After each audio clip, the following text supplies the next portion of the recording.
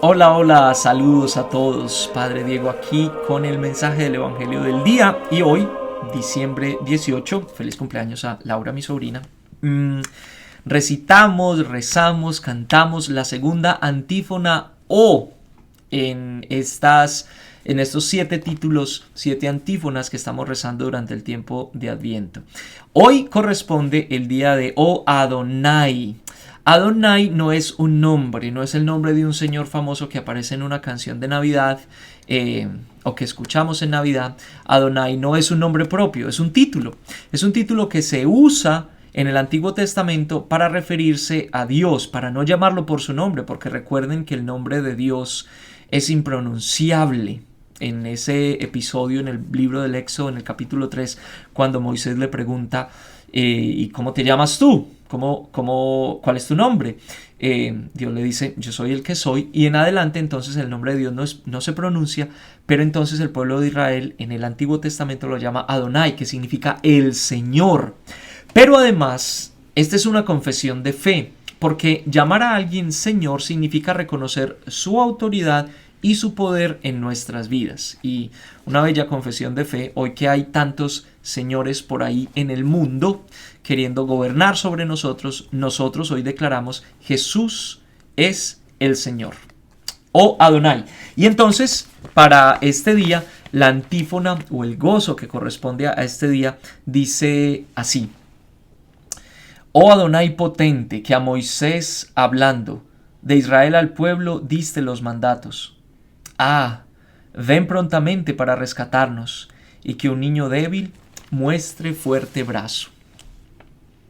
Muy bien, y leemos hoy, o escuchamos hoy en el Evangelio de Mateo, el capítulo 1, versículos 18 al 25. Esta es la versión del nacimiento de Jesús desde el lado de José. La otra versión está en el Evangelio de Lucas, es la versión en la que María es el principal, el protagonista o la protagonista, el personaje principal. En esta versión la historia es contada desde José. Antes de leerla, una notica, una familiar, mi prima, me envió un comentario hoy, sobre el Evangelio de ayer, muy interesante, diciendo, sí, muy bonita la historia de Jesús, pero es una versión machista porque no menciona a las mujeres. Bueno, en esa versión se menciona 3 mujeres. En la lista de los antepasados de Jesús se mencionan 3 mujeres: Tamar, Rahab y María, por supuesto, al final de la lista. Más que una historia machista, diríamos que es una historia patriarcal. La intención del Evangelio de Mateo es mostrar a Jesús conectado con las raíces del pueblo de Israel, que es una cultura patriarcal en la que los hombres, digámoslo así, son el centro de la historia. Eso no significa que las mujeres no fueran importantes en la vida y en el ministerio de Jesús. Más adelante nosotros vamos a ver cómo Jesús le devuelve la dignidad a las mujeres que se aparecen en su ministerio. Pero entonces vamos a leer este evangelio del día de hoy, capítulo 1, versículos 18 al 25, ya había dicho. El origen de Jesucristo fue de esta manera. Su madre María estaba desposada con José, y antes de empezar a estar juntos ellos, se encontró encinta por obra del Espíritu Santo.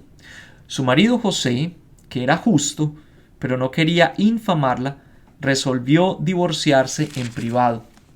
Así lo tenía planeado cuando el ángel del Señor se le apareció en sueños y le dijo: José, hijo de David, no temas tomar contigo a María, tu mujer, porque lo engendrado en ella es del Espíritu Santo. Dará a luz un hijo y le pondrás por nombre Jesús, porque él salvará a su pueblo de sus pecados. Todo esto sucedió para que se cumpliese lo dicho por el Señor por medio del profeta. Mira que la Virgen concebirá y dará a luz un hijo, y le pondrán por nombre Emmanuel, que traducido significa Dios con nosotros.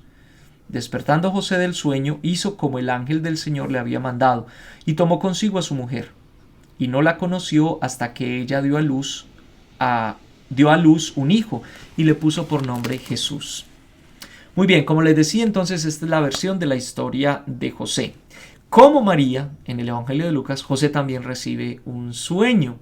Y en ese sueño Dios le habla y le dice: no temas en recibir a María, porque aunque esté en embarazo y ese hijo no lo hayas concebido tú, fue concebido por obra del Espíritu Santo. Aquí hay unas rupturas maravillosas.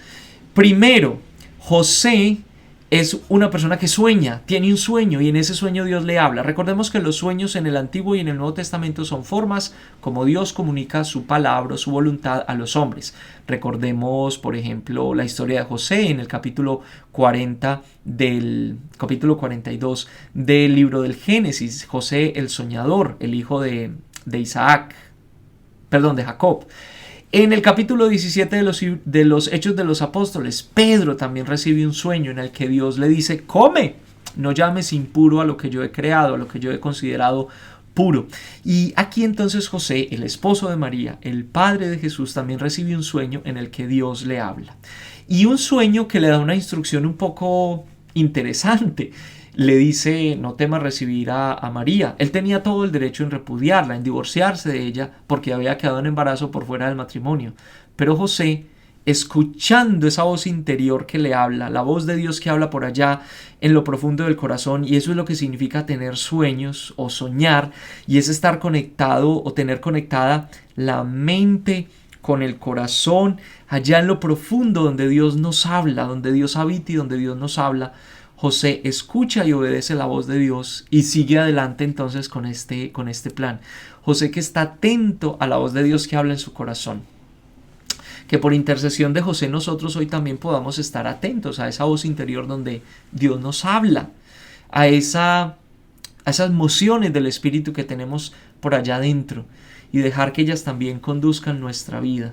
Que por la intercesión de José nosotros también soñemos, tengamos sueños, como los tuvo José, como los tuvieron muchos personajes en la historia de la salvación, y que Dios nos hable a través de ellos.